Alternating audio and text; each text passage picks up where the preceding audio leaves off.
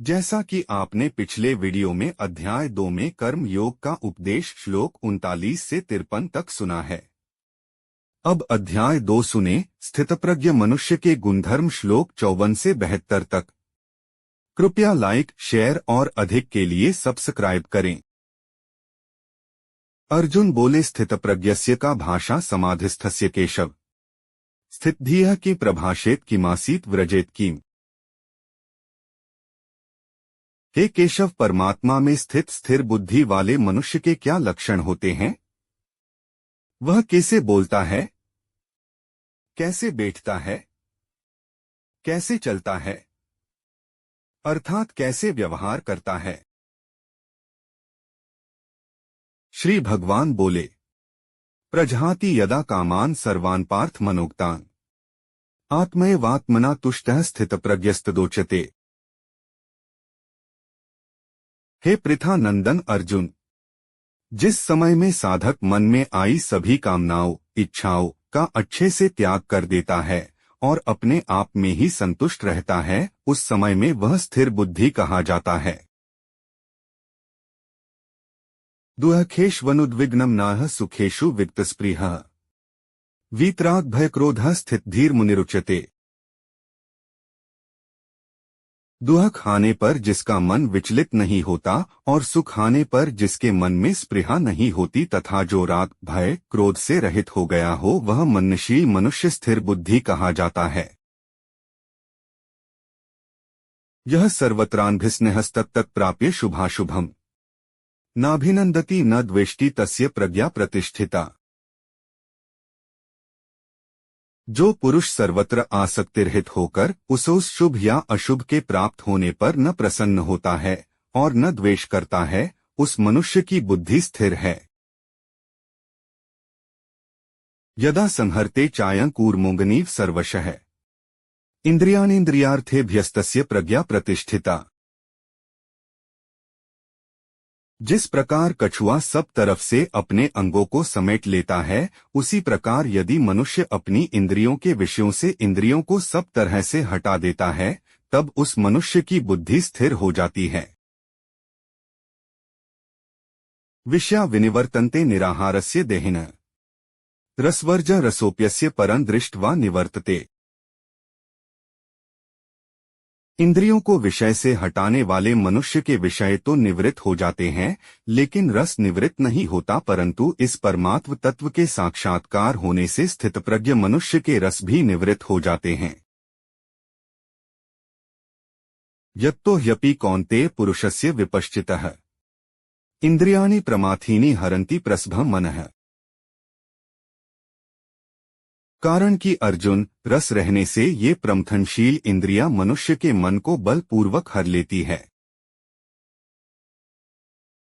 तानि सर्वाणि संयमय युक्त आसीत मत्परः वशे ही यस्येन्द्रियाणि तस्य प्रज्ञा प्रतिष्ठिता। साधक सभी इंद्रियों को वश में कर मेरे परायण होकर बैठे, क्योंकि जिसकी इंद्रियां उसके वश में है, उसकी बुद्धि स्थिर है।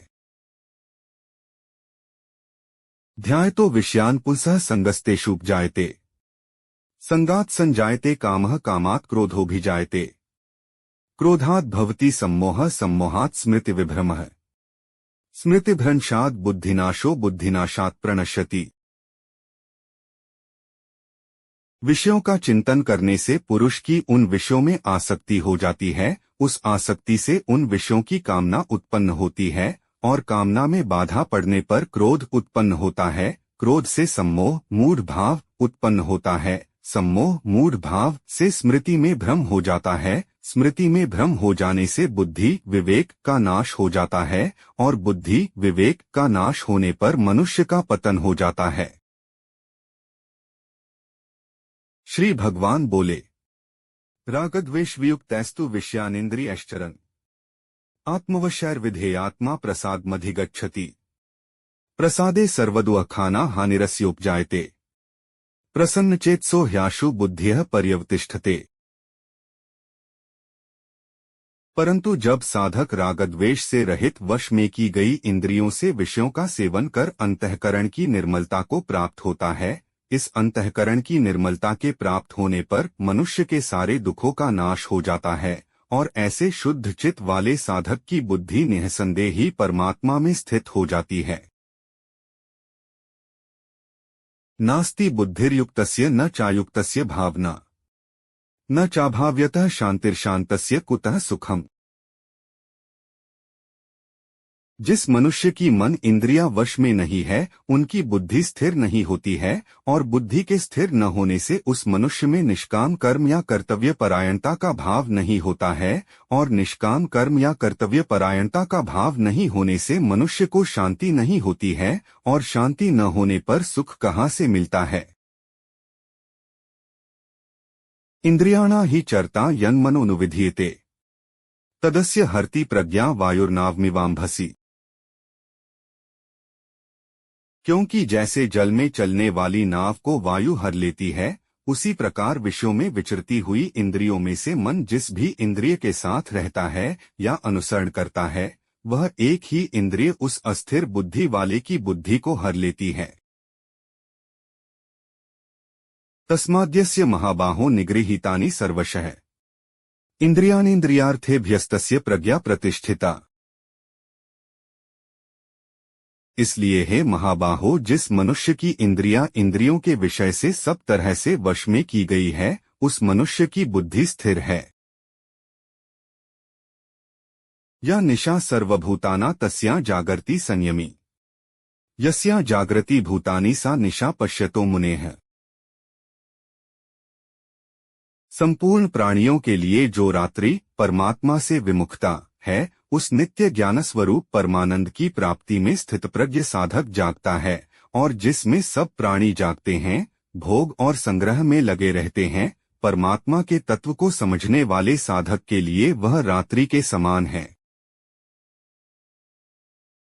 आपूर्यमाणम चल प्रतिष्ठन समुद्रमापः प्रविशन्ति यद्वत् तद्वत् कामा यम प्रविशन्ति सर्वे स शांतिमाप्नोति न कामकामी। जिस प्रकार सभी नदियों का जल सभी तरह से भरे हुए समुद्र में आकर मिलता है वह समुद्र अपनी मर्यादा में स्थित रहता है उसी प्रकार सभी भोग पदार्थ जिस मनुष्य को बिना विकार उत्पन्न किए प्राप्त होते हो वही परम शांति को प्राप्त होता है भोगों की कामना करने वाला नहीं। विहाय कामान्यः सर्वान् पुमाश्चरति निःस्पृहः निर्ममो निरहंकारः स शांतिमधिगच्छति।